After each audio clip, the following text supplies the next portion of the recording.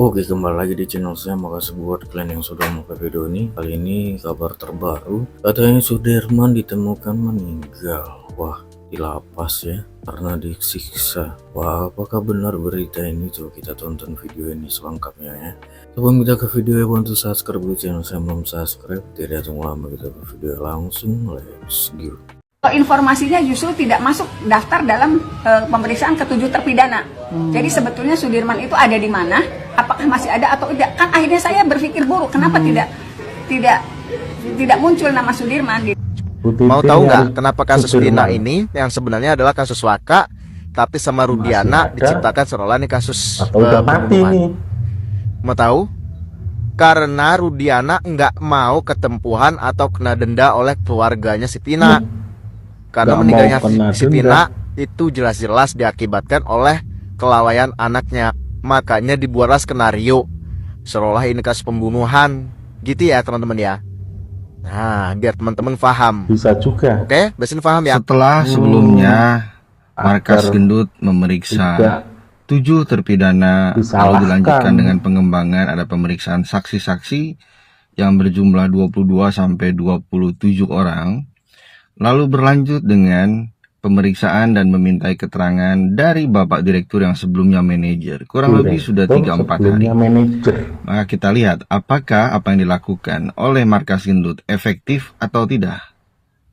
Jangan-jangan sama halnya seperti hasil pemeriksaan dari Batok Kelapa kepada Bapak Direktur yang sebelumnya manajer. Harapan kita semua pemeriksaan tersebut bisa efektif. Tidak seperti apa yang dilakukan oleh Batok Kelapa. We'll see. Seberapa efektifkah? Ulala. Bukan bermaksud untuk tidak menghargai dan tidak mengapresiasi langkah-langkah yang dilakukan oleh Markas Gendut. Hanya saja pemeriksaan yang dilakukan terhadap Bapak Direktur yang sebelumnya manajer tidak akan terlalu efektif bila tanpa disertai penonaktifan terhadap Bapak Direktur yang sebelumnya manajer.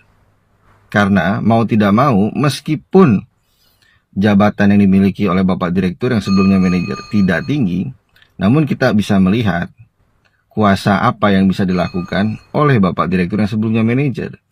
Maka terkait efektivitas, proporsional, dan pemeriksaan secara komprehensif, rasanya agak sulit dilakukan. Maka kita lihat saja apakah langkah-langkah tersebut terbukti efektif, ataukah sebaliknya, atau bahkan sama halnya seperti apa yang dilakukan oleh Batok Kelapa. Sama sekali tidak ada efektivitas dari pemeriksaan yang dilakukan. We'll see. Suka tidak suka, publik menanti hasil pemeriksaan dari Bapak Direktur yang sebelumnya manajer yang dilakukan oleh Markas Gendut. Termasuk hasil pemeriksaan yang dilakukan terhadap ke-7 terpidana maupun ke-22 atau 27 saksi yang telah diperiksa oleh Markas Gendut. Publik menunggu dan menanti hal tersebut. Menanti hal positif yang tentunya mampu mengungkapkan peristiwa dan perkara tersebut. Tidak lagi menemui jalan buntu, tidak lagi menemukan hal-hal normatif yang seolah-olah menutup-nutupi peristiwa dan perkara tersebut. Terutama menutup-nutupi apa yang pernah dilakukan dan sedang dilakukan oleh Bapak Direktur yang sebelumnya manajer. We'll see. Mudah-mudahan efektif. Ulala. Alhamdulillah, titik terang misteri kematian Eki dan Vina bakal terungkap perlahan-lahan, tapi pasti. Semangat Pak. Adanya saksi baru atau keterangan baru dari orang yang melihat langsung kejadian meninggalnya Eki dan Vina Ya. sudah mulai berdatangan. Oke, siapa Satu saja? lagi saksi dari Pak Adi dari Kudus. Dalam podcastnya Bapak Dedi Mulyadi mengatakan bahwa beliau melihat langsung bahwa Eki itu meninggal karena kecelakaan. Laka lantas. Menurut beliau, ternyata.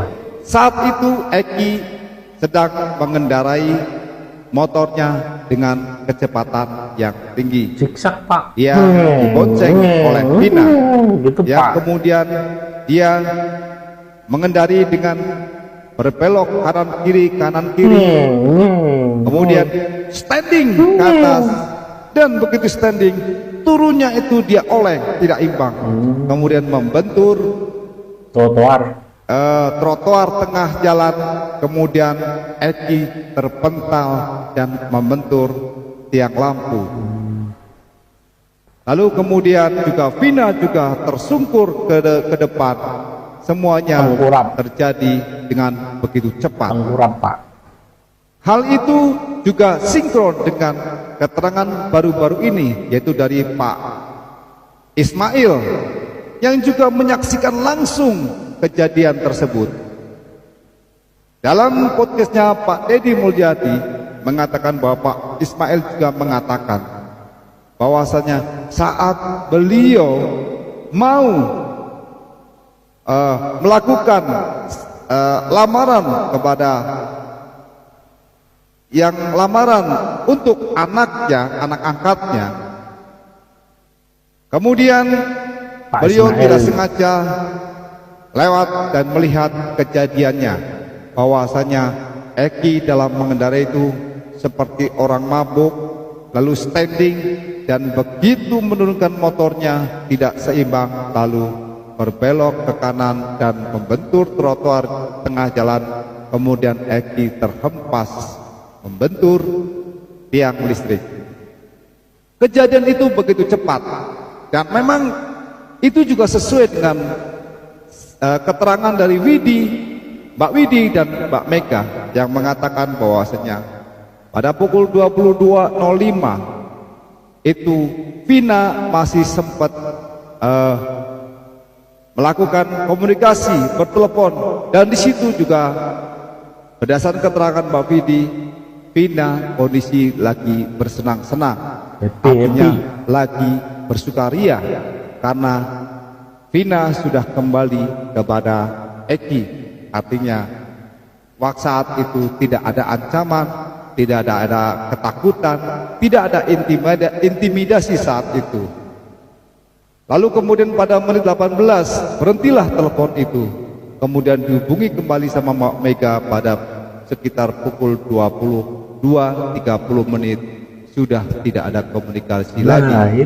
Itu artinya sekitar itu. Kejadian meninggalnya Eki dan Vina itu hanya berselang beberapa menit, dan itu sesuai dengan saksi yang disampaikan oleh Bapak Ismail yang mengatakan bahwa pada saat itu Eki sedang berteriak-teriak kegirangan seperti orang yang sedang suka atau senang hatinya. Untuknya dia seperti gimana anak-anak muda yang kalau lagi senang atau segala macam, belok sini, belok sana, belok sini, kemudian standing. Dan itulah kejadian yang sebenarnya. Maka diharapkan dari kesaksian, keterangan langsung dari Bapak Adi, Bapak Ismail, dan juga Widi dan Mbak Mega itu menjadi titik terang misteri kematian Vina dan Eki. Jadi saya berharap bahwasanya 7 tersangka yang sekarang masih mendekam di penjara dengan tuntutan hukum seumur hidup bisa dibebaskan, karena sebenarnya mereka memang benar-benar tidak bersalah, Tidak tahu apa-apa. tidak ada kaitannya dengan kejadian kematian Eki dan Vina. Tapi semuanya perlu dibuktikan di sidang pengadilan. Tapi menurut saya, menurut naluri saya, berdasarkan keterangan-keterangan yang disampaikan oleh sebagian besar masyarakat, itu mengatakan bahwa ke-7 terpidana hukuman seumur hidup sebenarnya tidak bersalah. Itu yang bisa saya sampaikan, dan semoga ini adalah titik terang dan juga sebuah jawaban dari misteri kematian Eki dan Vina, sehingga kasus ini atau misteri ini tidak berlanjut kemana-mana dan kita bisa fokus menyelesaikan masalah hukum yang lain di Indonesia. Terima kasih. Wah, itu dia video ya, gimana menurut kalian ya? Wah, coba komen di bawah. Oke, sekian video dari saya dan sampai bertemu di video saya selanjutnya. Bye.